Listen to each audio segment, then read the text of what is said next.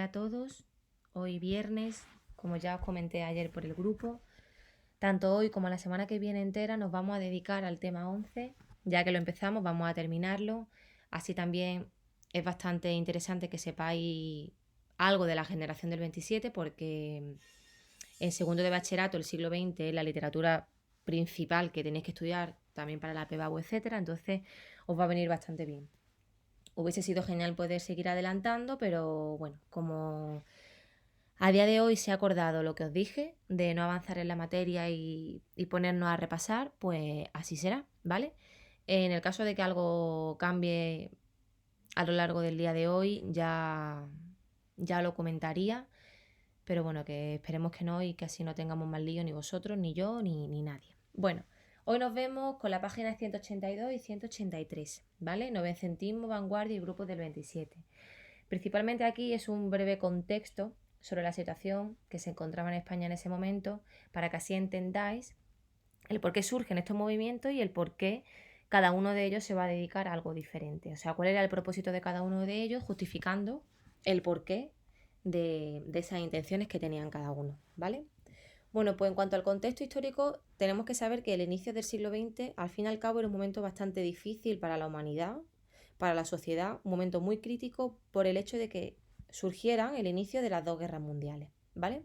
Estas dos guerras mundiales incluso ocurren en un breve periodo de tiempo, por lo tanto no da tiempo al fin y al cabo a que la sociedad se recupere cuando termina la primera y comienza la segunda.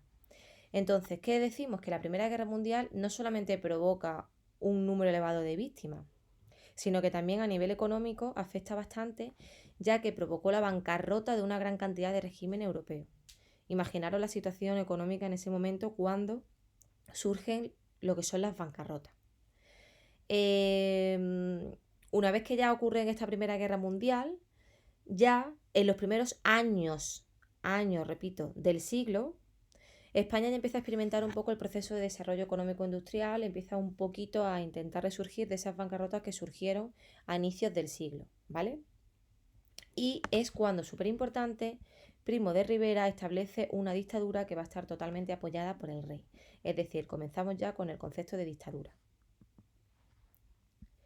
El 14 de abril del 31 es cuando se proclama la Segunda República, que obviamente iba a estar totalmente apoyada, respaldada por una gran parte de intelectuales, ¿vale? Tras los 4 años que dura la guerra, una vez que ya acaba, decimos que se desata una especie de fiebre, entre comillas, por vivir, de lujo, de consumo, etc. Después de una gran crisis, después de una gran situación tanto económica, política y social decadente, pues la sociedad lo que tiene ganas es de resurgir, de vivir, ¿vale? De consumir. Y ahora, no sé si alguna vez habéis escuchado el concepto de los felices años 20, de los años 30. Bueno, pues en los felices años 20 es cuando empiezan ya a haber también una serie de cambios. Cambios que provocan una nueva crisis de la bolsa de Nueva York en el 29, perdón, ¿vale? Entonces, los felices años 20 se llaman felices porque sí es cierto que muchos de los cambios fueron para bien, pero otros, desde el punto de vista económico, vuelve a aparecer la crisis, en este caso la conocida como bolsa de Nueva York. Y en los años 30 son años de estancamiento y de crisis otra vez. Recordad que estamos dentro de un periodo de guerra y el hecho de que estuviese ese periodo de guerra iba a provocar, al fin y al cabo, diversas situaciones bastante negativas dentro de lo que era la humanidad del momento, ¿vale? Y bueno, la guerra civil duraría hasta el 39, como entiendo que tenéis que saber por historia, y terminaría al fin y al cabo con la victoria de los conservadores. Entonces, ¿qué tenemos que entender del contexto de este siglo? Pues sobre todo que va a estar afectado por la guerra. Esas guerras no solamente provocan un número de víctimas en cuanto a personas, sino también a la economía, a la política, desde el punto de vista social, etcétera. Sobre todo a la economía. Va directamente enfocado a ello y surgen las bancarrotas, surgen las crisis y destacamos, por ejemplo, la bolsa de Nueva York. No quiere decir que a lo largo de este periodo de guerra no hubiesen cambios e intención a lo mejor de mejorar, ¿vale? Lo que pasa es que siempre iban a estar ahí en un tira y afloja por esa crisis tan grande que traía consigo pues lo que es la guerra. ¿Bien? Bueno, pues entonces sería la página 182. un breve contexto. En cuanto a la página 183, también muy por encima, porque ya nos detendremos el lunes en estudiar directamente el novecentismo, el vanguardismo, sobre todo la generación del 27, que ya os digo que es importante que os suene esta generación, porque en segundo de bachillerato le vaya a dar mucha caña a esto, ¿vale? Al siglo XX. Bueno, el primer tercio del siglo XX lo que hace es acoger a diferentes artistas de diferentes generaciones, de diferentes grupos, con diferentes puntos de vista, ¿vale? Entonces, es como que va a ser un siglo en el que van a aparecer distintos puntos de vista dependiendo de la generación en la que nos encontremos, de la generación que tengamos que estudiar, ¿vale? Entonces, entre el 14 y el 39 lo que sucede son tres promociones literarias, como tres movimientos literarios distintos. Al igual que, por ejemplo, a inicios del siglo XX veíamos el modernismo y la generación del 98, esos serían dos movimientos literarios diferentes, como hemos estudiado, ahora ya vemos en este caso tres diferentes. Por un lado, el novecentismo, que su proyecto es de reforma y transformación de España. A mí los novecentistas me recuerdan a veces por algunos temas los de la generación del 98. ¿Por qué? Porque se tratan mucho en enfocarse a la España del momento. Luego el vanguardismo, pues ya lo estudiamos, que eran las técnicas vanguardistas y en qué se querían encargar de buscar nuevas formas de expresión. A partir de ahí, acordaros, esa libertad que querían ellos encontrar a través de su escrito era importante, ¿vale?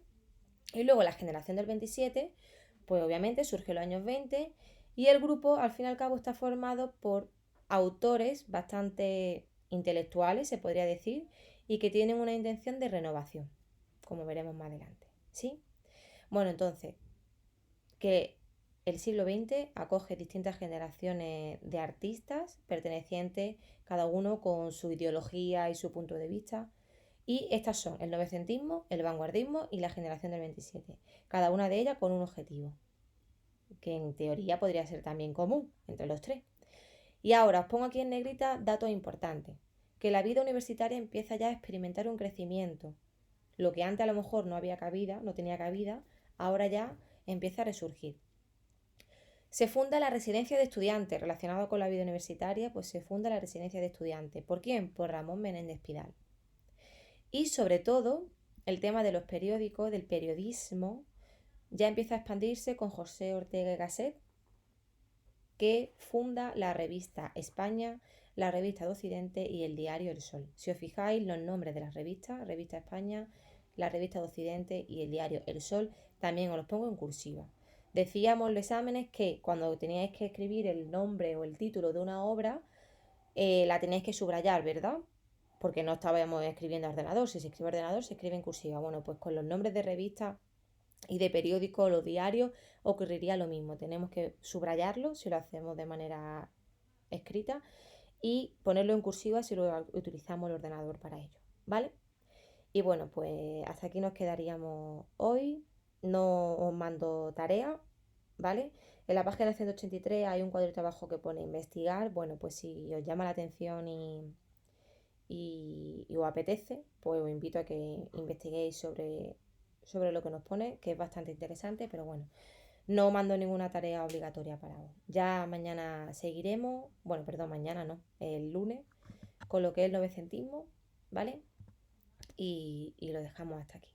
No he repasado lo anterior, pero bueno, porque ya los conceptos de novecentismo, técnicas vanguardistas y las greguerías, que fue lo que vimos más así, como lo repasamos también ayer, creo que ya es suficiente. Bueno, pues hasta aquí, ¿vale? Hasta el lunes, que paséis un buen fin de semana.